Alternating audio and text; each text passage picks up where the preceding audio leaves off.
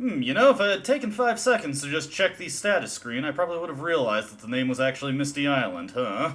Anyways, welcome back to Let's Play Jak and Daxter. Last time, we cleared out the Misty Island, and we, by extension, cleared out all of Sandover Village, all of the levels surrounding it, so we are fully ready to move on to the next section of the game. But to get to that point, we have to go through Fire Canyon. The whole reason we were grabbing all those power cells is to power up our zoomer to make this trip. So let's talk to Kira and see what we're working with.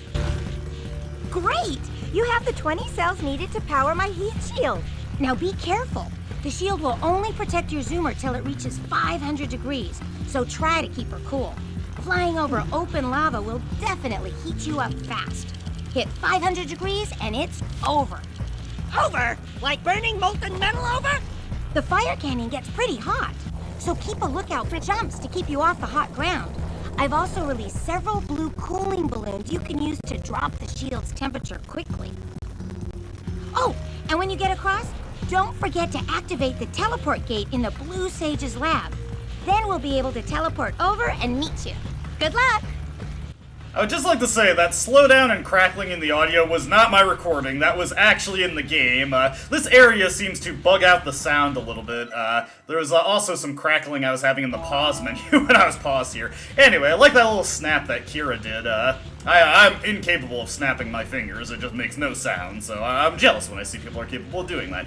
Anyway, our zoomer can withstand temperatures up to 500 degrees. Not quite what the R-Wing is capable of in solar, but good enough for our purposes. So, we need to get through the Fire Canyon quickly, and we need to hit these cooling balloons along the way to make sure we don't blow up before we get to the end. Now, on its own, that's easy enough. Of course, it can never be that simple. There are things to hit along the way. First off, we've got scout flies in the Fire Canyon, and we need to collect 50 Precursor orbs along the way. Thankfully, they're all in metal crates, so when we smash through crates with the zoomer, we automatically pick up all the Precursor orbs. I'm gonna try to do this in one shot, but don't expect any miracles. So there's our first crate over there. Yeah, I know, Daxter, I know. And there's our scout flies. When you hit lurkers, already missed the first cooling balloon. If you hit the lurkers, that'll launch you and allow you to avoid a little bit of fire damage. So that helps us out a little bit there. Makes up for one of the missed balloons there. These little stone platforms also reduce the amount of heat that we're gaining. We want to just quickly zip around, or carefully zip around that one to avoid the open lava. Slow down here so that we can hit these. Hit this right here, hit this. Okay, and now we have no choice but to go over some open lava there, so we pick up quite a bit of heat. Whoop, there we go, managed to bounce over that lurker. Want to slow down a little bit as I hit that turn. Oh dear, oh dear, oh dear. Whoa, okay. Hard to make on-the-fly adjustments. There we go. Okay, that's all the scout flies collected. We're good there. Alright. Now, we just have this last metal crate to hit, and yes, did it in one shot. I was actually practicing this before the recording, and I did find out something funny. If your zoomer blows up, as I was saying, if your zoomer blows up just as you cross this line right here, you will hit the checkpoint and spawn in right here, so you can still grab the power cell, even though you technically just got destroyed. Alright, we've made it through the Fire Canyon. We've got 180 Precursor orbs, so we're actually going to be able to make 2 trades when we get into Rock Village here. Now remember, Kira said we need to activate the teleporter so she and Samos can just bypass Fire Canyon altogether. Yeah, Jak is just the eternal errand boy, doing all the heavy lifting so that Samos and Kira can get here. No problem. Of course, we've got scout flies and Precursor orbs to collect here, in addition to the trades that we're going to be able to make with the NPCs in Rock Village. Rock Village looks like it's seen better days, though, especially this lab. What happened here? Let's activate the teleporter and get them here to figure this out. Whoa! I don't think I'll ever get used to that teleporter tingling sensation. Hey! It looks like the Blue Sage threw a party. Oh my! Rock Village is on fire! One heck of a party. No, I mean Rock Village is being bombarded with flaming boulders. Oh! And it looks like the Blue Sage is working on a levitation machine to move them. Assuming it's operational, we're gonna need power cells to fuel it. I guess you two are going to have to find some more. We'd better take a look at his notes. Jack, go check on the villagers, then come back and give us an update. And take the furball with you.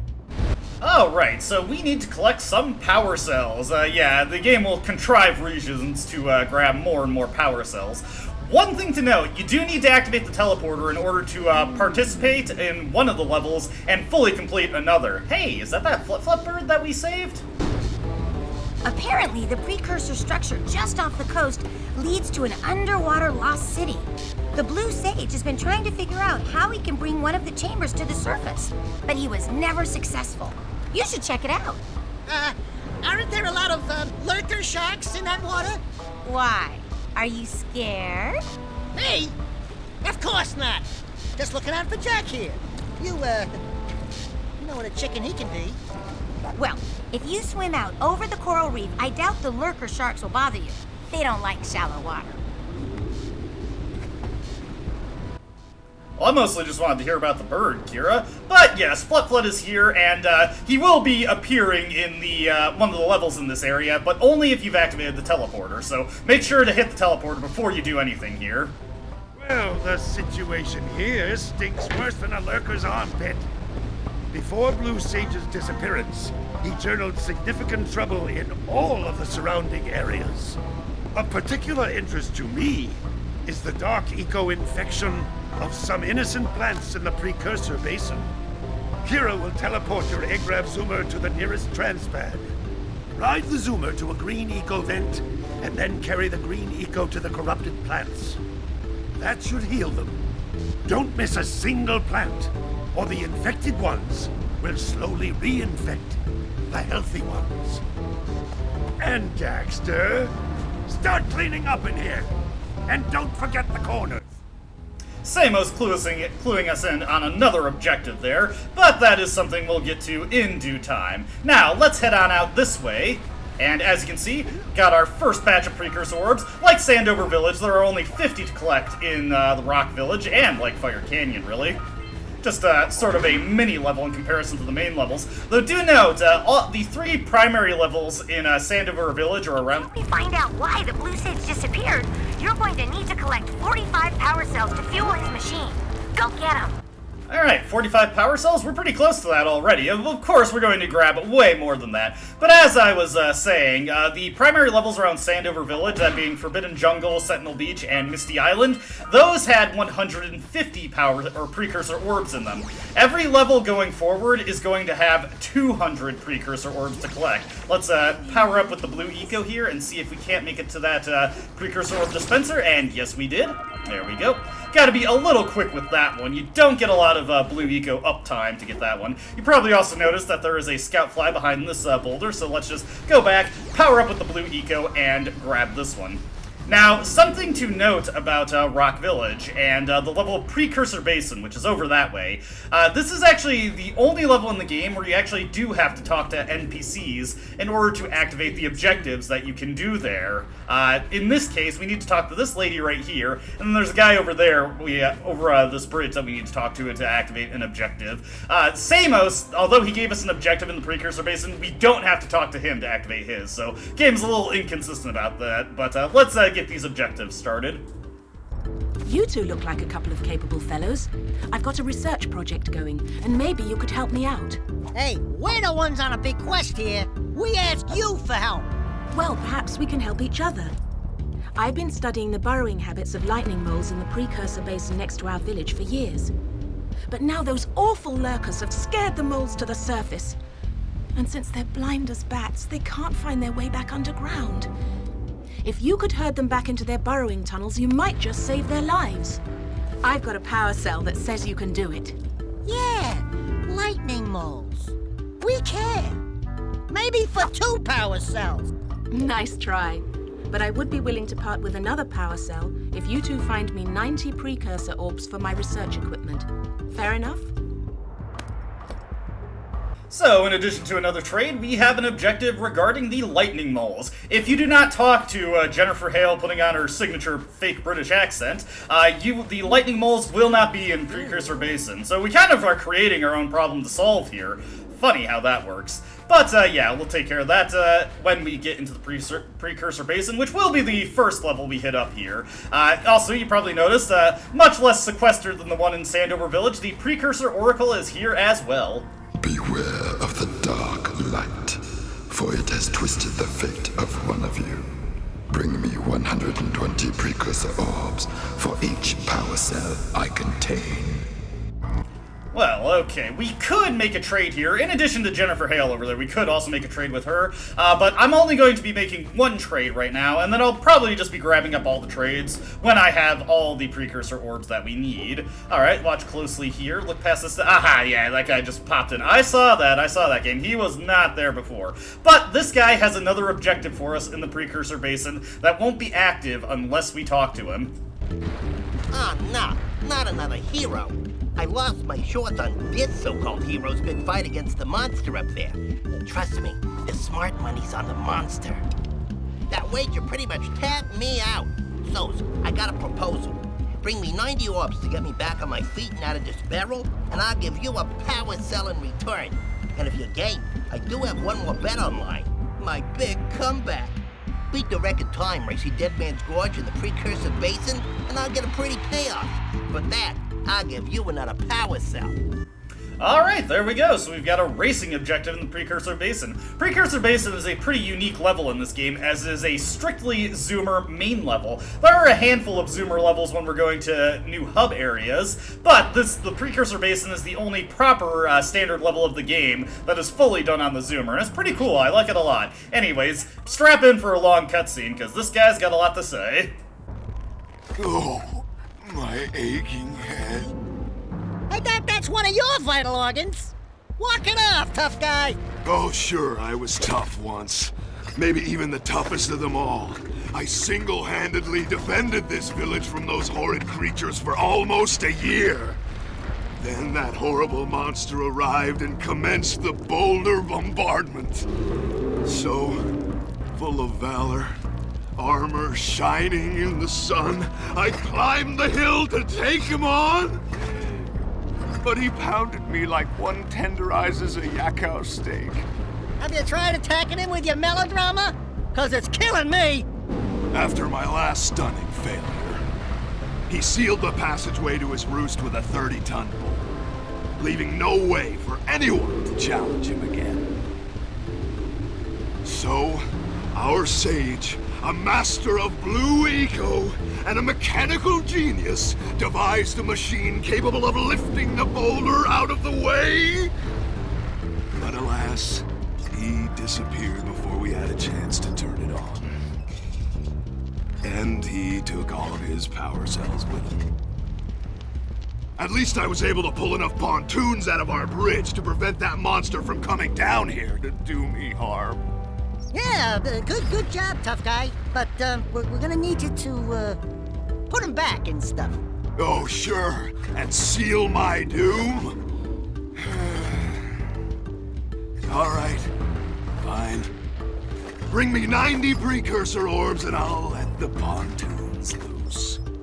But I'm not going to fight that monster again. So this is the one trade we need to make that actually makes an effect on the hub area. The pontoons of the bridge leading both to the monster and the boggy swamp level have been removed, and the lurker shark is very aggressive over there. You're not going to make it to those areas by swimming, so we need to pay this guy off in order to move the pontoons back into place. Oh, wonderful. You brought me the Precursor orbs. All right. I'll fix the bridge. But don't ask me to get involved with that creature again. This is the one time in the game you can make a trade that has an effect beyond just giving you another power cell. Though there is one moment where you can make a trade that technically affects something, although you don't specifically have to make the trade to get that effect.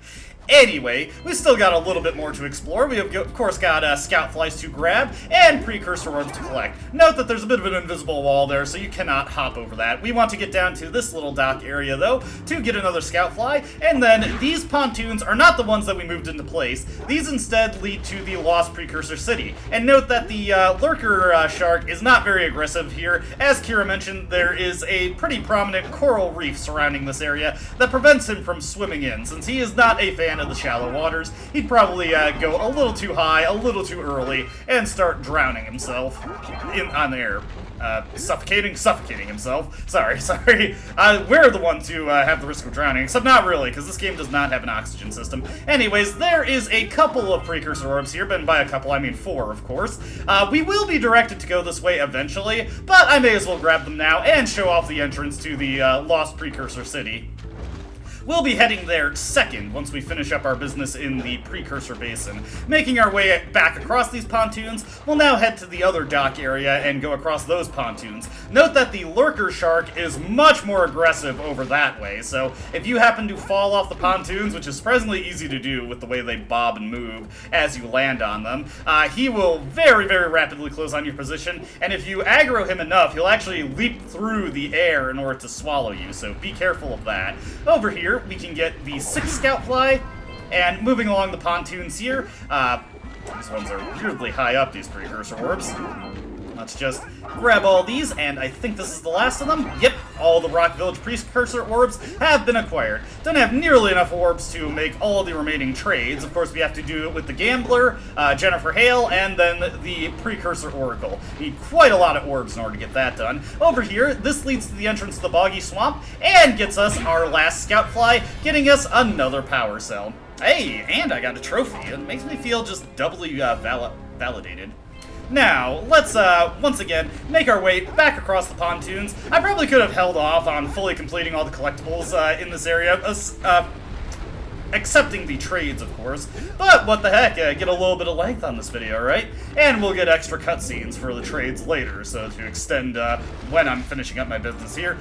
Maybe I could show it off that if you fall in the water in this area, yeah, like almost instantly, the shark shows up. Get the heck out of there. And like I said, it is surprisingly easy to fall there. Okay, whoop. Bonked right into that. But let's make our way over to Precursor Basin just to check out the entrance to that. As you can see, we got a little hill there and a teleporter with our zoomer available. If you have not activated the teleporter in the Blue Sage's house, the zoomer will not be here. So again, make sure to do that before doing anything else. If you're not paying attention like I was on my practice playthroughs, because I was just trying to get through this really quickly, you can very easily miss that and be like, how the heck do I get into this level? Anyway, with that taken care of, that's where we're going to call the video. When we come back, Precursor Basin time. I hope you're ready for some zoomer action. As always, I hope you enjoyed watching, and I hope to see you in the next video. Until then, though, goodbye.